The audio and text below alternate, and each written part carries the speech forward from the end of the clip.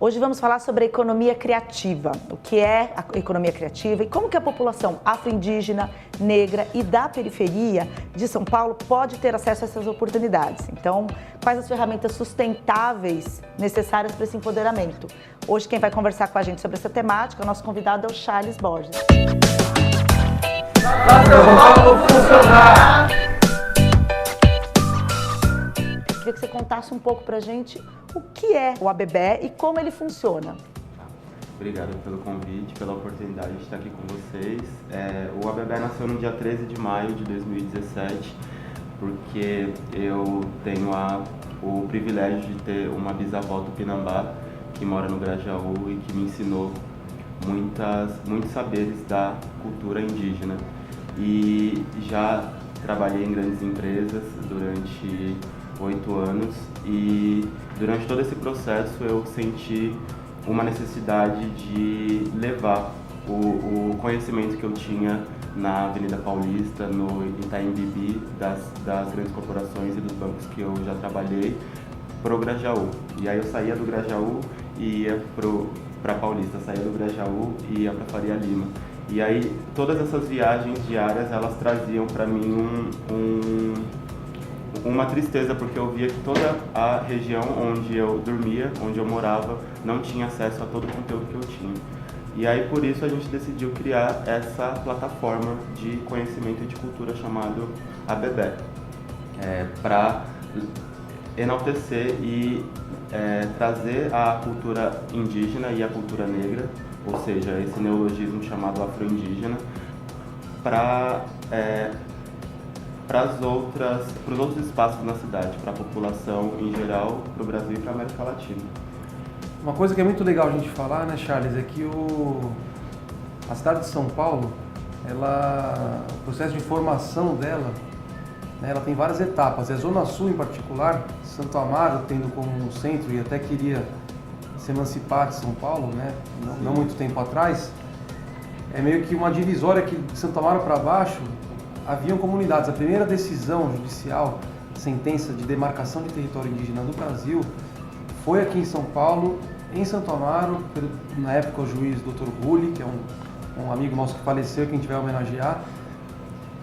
E a gente acha muito importante ter essa memória histórica, geográfica. A gente até está mudando a lei aqui de São Paulo, esse negócio de denominação de rua, de praça, essas coisas, o pessoal acha que é bobagem, a gente acha que não, a gente acha que tanto a memória dos cursos de água, tudo quanto é córrego, nascente, rio, que hoje estão embaixo da terra ou viraram ruas, como também explicar os nomes indígenas, Paysandu, Anhangabaú, Grajaú, o que mais tiver, para a pessoa entender por que tem aquele nome e o que aquilo significa. E eu queria que você falasse um pouco para a gente se você acha isso importante também, porque senão a gente perde a memória, a gente esquece. Exatamente. Que havia índios e uma cultura riquíssima antes de...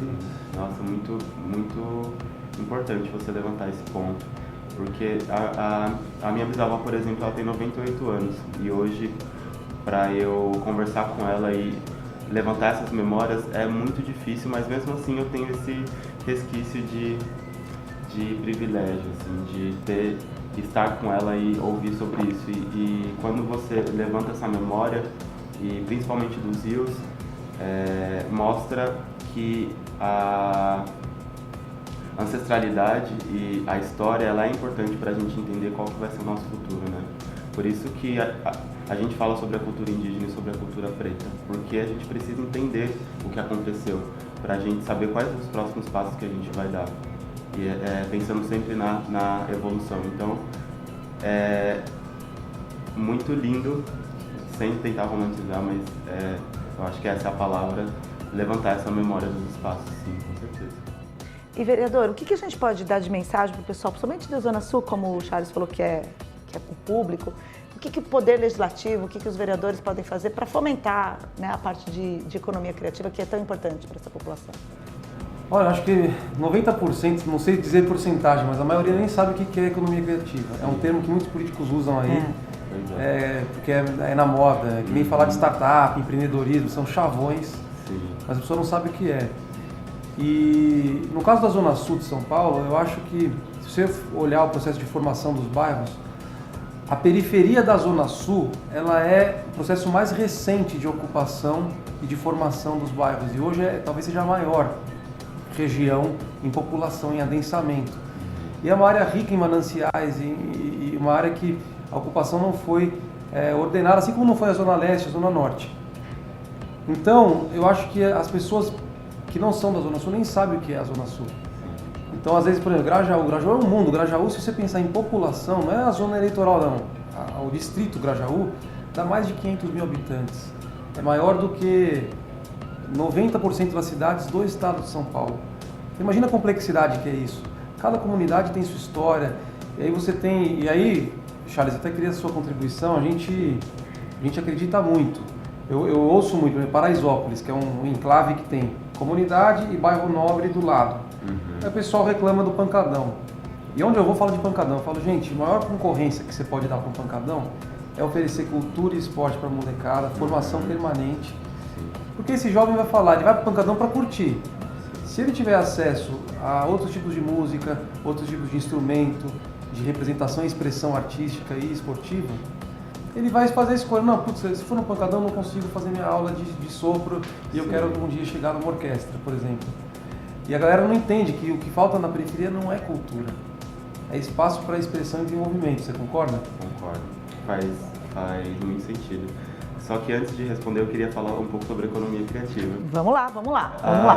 A economia criativa é um termo intergeracional, né? Porque as nossas bisavós, as nossas avós, tias, elas já fazem parte desse movimento da economia criativa há muito tempo, sendo empreendedoras, né? Sendo costureiras, fazendo geladinho, fazendo marmitex. E aí, alguns especialistas britânicos codificaram todas essas ações e criaram esse termo economia criativa, que é todo esse movimento de empreendedorismo e de criatividade hoje que está relacionado à moda, estética, audiovisual, produção cultural e diversidade, sustentabilidade, todos esses temas que não estão dentro dessas caixinhas de administração, jurídico, engenharia e etc.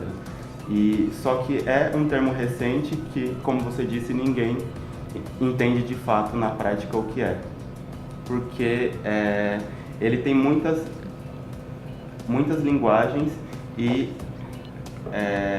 bate diretamente com a questão cultural e artística, que é um tema que muita gente não quer falar sobre arte e cultura. E aí, recentemente, né, a gente recebe notícias de que ministérios estão sendo extintos, de que fomentos estão sendo extintos, porque as pessoas elas não querem falar de arte e cultura, sendo que isso é o respiro, isso é o que a gente precisa para evoluir.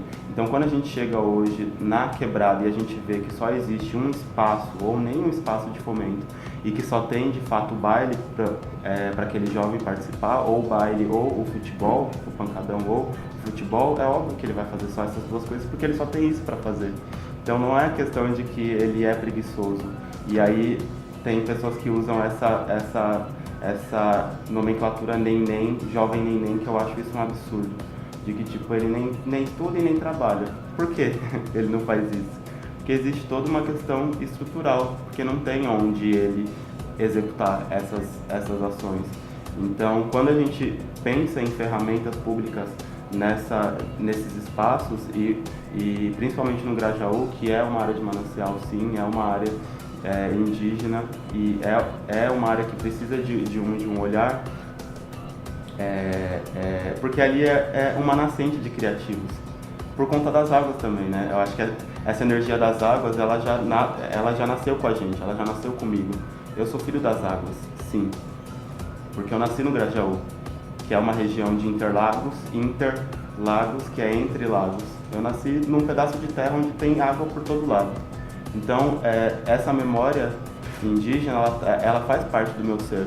Como eu pego toda essa energia de criatividade, venho para o centro, pego esses códigos e levo para o Grajaú.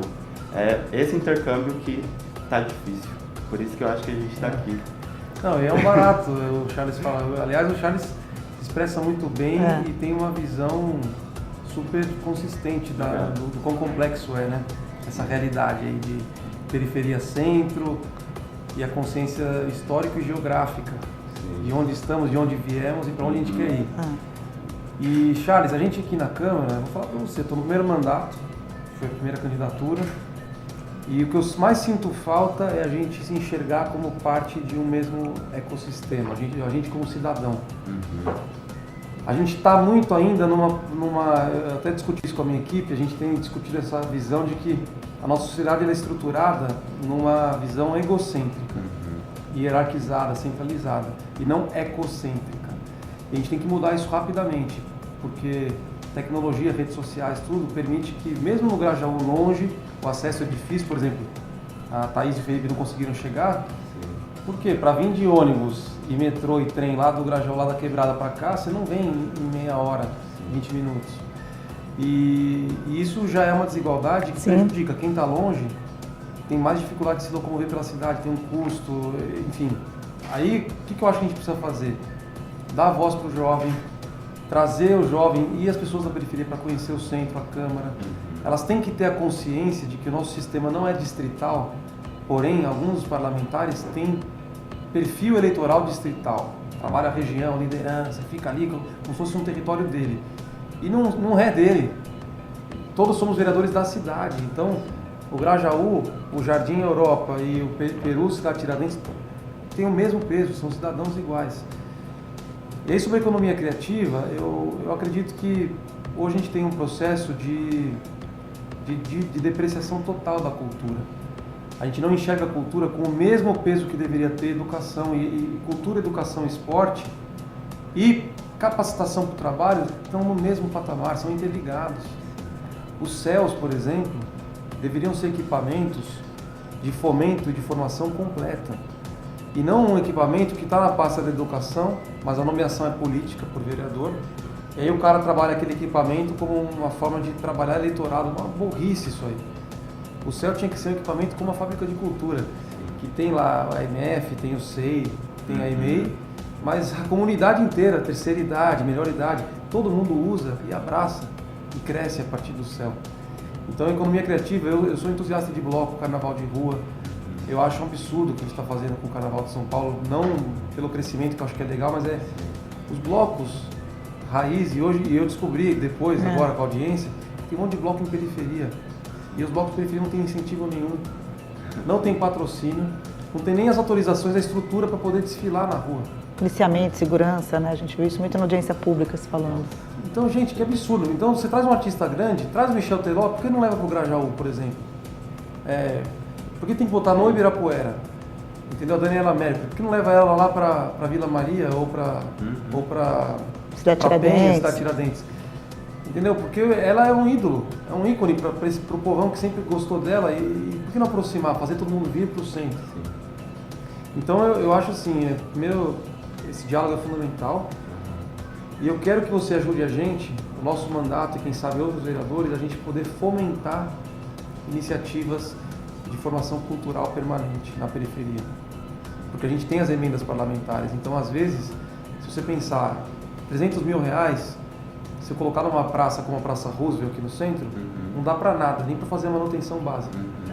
Só que se a gente pegar 3 projetos de formação cultural na Zona Sul e construir um de música, um de dança e outro de expressão de grafite e hip hop, você consegue dar acesso para mais de 100 jovens e crianças durante um ano e criar núcleos de desenvolvimento.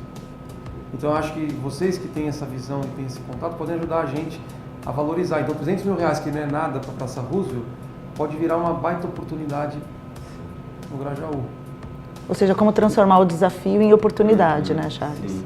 Eu vou ser sincero com você, cara. Eu tô bem desgostoso nesse mundo da arte e da cultura, assim, porque em maio agora a gente faz 2 anos de coletivo e a gente está num processo de sair desse espaço de vulnerabilidade e de fazer acontecer do nosso jeito, que é o caso dos blocos de rua, que por uma questão de resistência e de história, dá um jeito para fazer acontecer. A gente já não tem mais saúde para fazer acontecer. A gente quer ter ferramentas e, de fato, ter força dos 2 lados para a gente conseguir construir projetos consistentes, sólidos e de longo prazo, que não sejam ações simplesmente para tirar uma foto pro Instagram ou para ganhar voto. Algo que seja de fato que vai mudar a realidade da cidade. Então, quando você fala sobre essa oportunidade, eu estou aqui com esperança, mas com 10% com um pouco de esperança, mas tá muito difícil de acreditar hoje na sociedade, porque o mundo do empreendedorismo ele só funciona da ponte para cá. Da ponte para lá, para o Grajaú, é só balela, é tudo mentira, é tudo uma piada isso. Tem muitas empresas e pessoas que estão falando que estão fomentando o empreendedorismo, como você disse, de que o nome economia criativa é o termo da vez, mas até onde isso está chegando? Porque no Grajaú não está. Eu estou num processo de que, para eu estar aqui hoje, eu precisei fazer muitas coisas para eu conseguir pagar minha condição, entendeu? Para eu almoçar no centro, para eu voltar. Então, são questões de que funciona o empreendedorismo e a economia criativa, ela funciona para esses unicórnios de startup que tem em vários parceiros, mas para lá não funciona. Então, quando você fala de projetos consistentes, eu quero muito que isso aconteça, sabe? Quero muito que vocês possam conhecer mais de perto o nosso trabalho e ver que a gente já faz essas iniciativas, mas como você disse, é tudo de uma maneira independente. Por exemplo, na semana que vem a gente vai fazer uma formação de economia criativa no Centro Cultural Grajaú, para falar sobre captação de recurso, entender termos e contratos jurídicos para a área cultural e identidade visual, ou seja, como o seu projeto dialoga com marcas ou organizações para aquele projeto captar algum tipo de recurso. Nos últimos 2 meses, como eu estava falando, a gente fez 27 reuniões para a captação de recursos. E dessas 27 reuniões, eu vou mostrar para você depois essa proposta. Ela tem início, meio e fim, ela está perfeita, mostra, tem KPIs, tem indicadores, tem o que o investidor ou o patrocinador vai ganhar, tem a mensuração de impacto social, tem qual que é o recorte, qual que é a entrega. E a gente chega hoje em um apoiador e ele olha para mim assim, mas vocês estão olha pro meu fazendo... cabelo. Mas vocês estão fazendo por lei de incentivo, PROMAC, PROAC ou Rouanet, ou não? Porque eu acho que a gente tem que talvez ajudar vocês a se conectarem com algum, por exemplo, a Estação Hack do Facebook. Sim.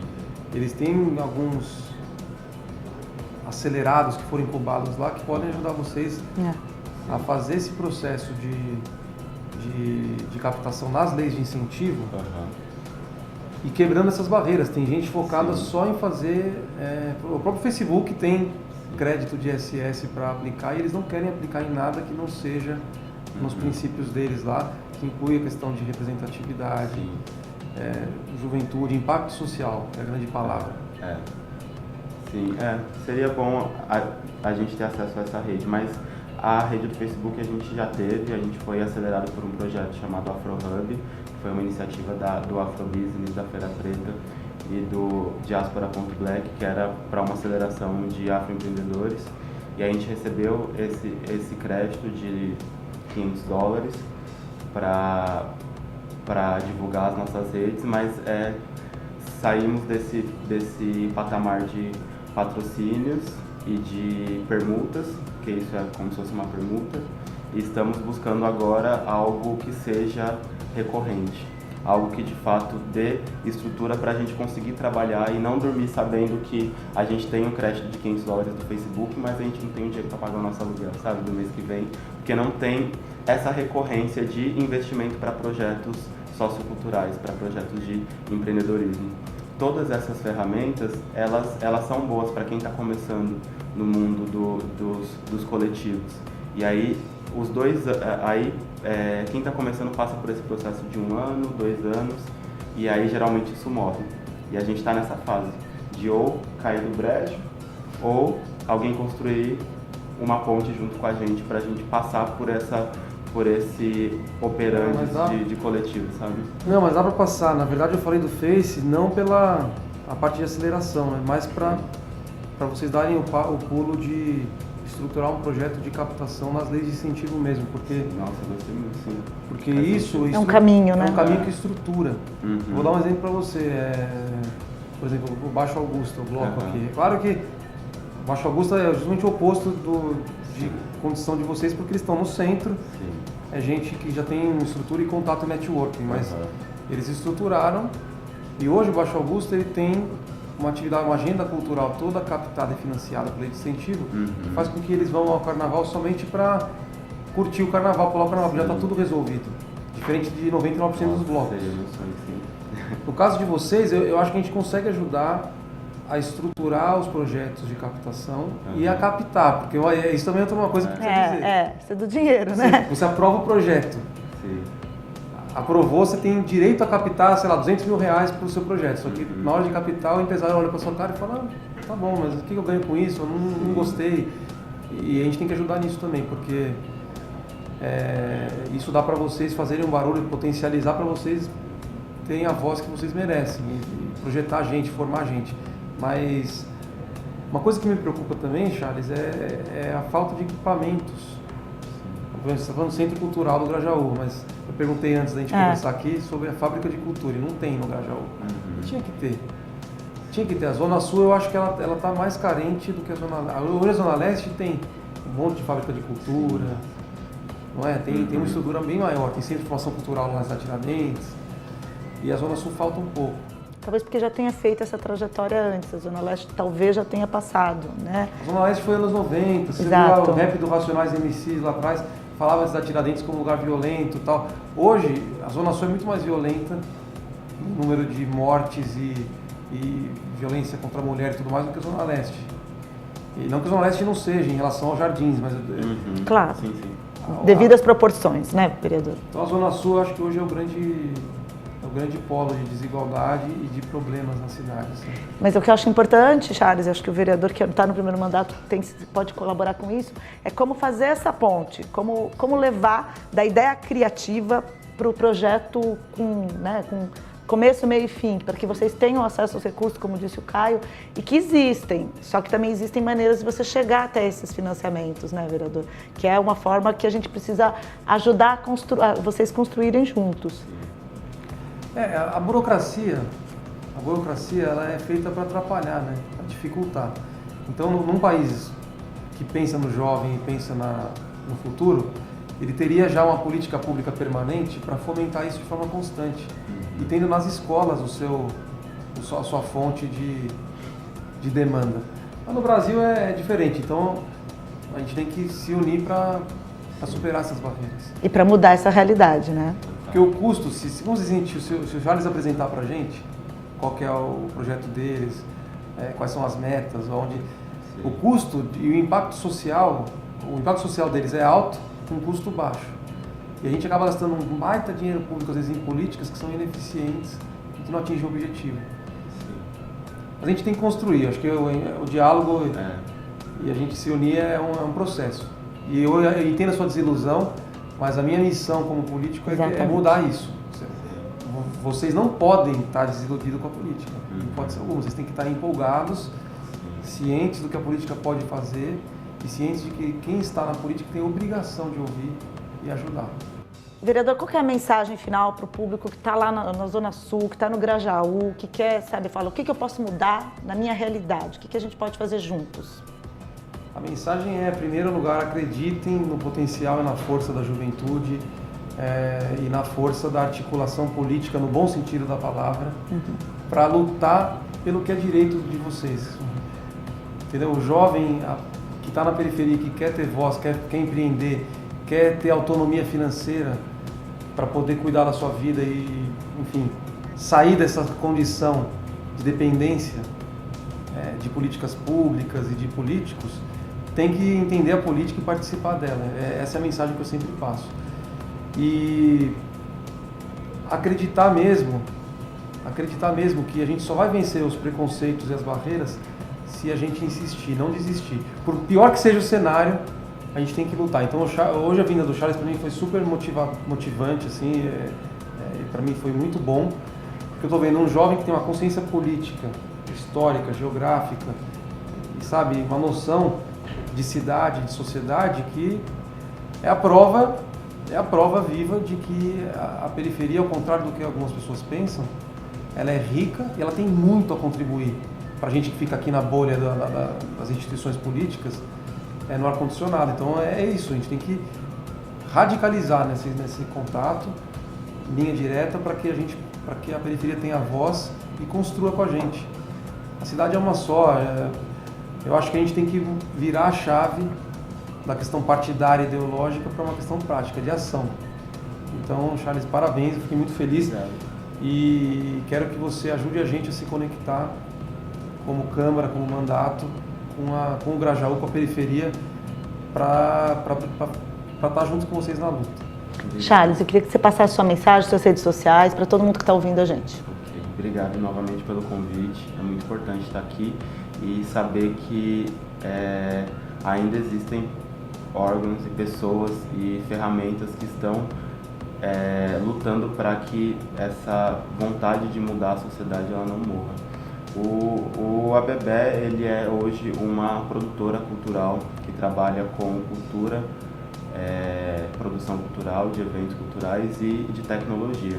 Em maio nós vamos lançar uma plataforma chamada ABB Conecta, que vai conectar projetos de impacto social nas periferias da cidade e empresas conscientes que apoiem a economia criativa e o empreendedorismo. E eu vou precisar muito da ajuda de vocês para que essa ferramenta ela seja consistente não só para a nossa bolha Grajaú, mas para a cidade de São Paulo. Porque quando a gente fala de uma ferramenta, a gente fala de escala e é sobre isso que eles querem saber. Claro. Sobre escala. Então a gente sabe falar sobre escala, sobre investimento e sobre retorno. Obrigado pela oportunidade. As nossas redes sociais no Instagram é abb.co e no Facebook é Coletivo ABB. E quem quiser também conhecer o nosso site é coletivoabb.com. Em maio vamos lançar a plataforma ABB Conecta e convido vocês para conhecerem o nosso espaço no Memorial da América Latina e também quem quiser conhecer o Centro Cultural Grajaú, fica à vontade. Obrigado pela oportunidade. Ou seja, tem muita coisa boa para a gente mostrar, né? Obrigada a todos.